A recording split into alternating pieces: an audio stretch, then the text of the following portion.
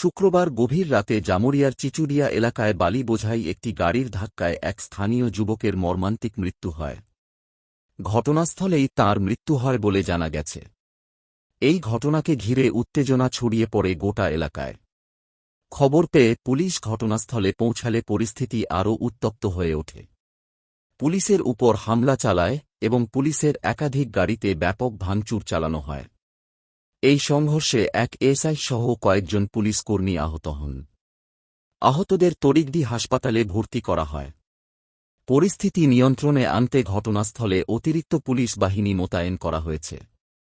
Police সূত্রে জানা গেছে, ঘটনার সঙ্গে জড়িত থাকার অভিযোগে এখন পর্যন্ত 4 জনকে আটক করা হয়েছে। পুরো ঘটনার তদন্ত শুরু করেছে পুলিশ।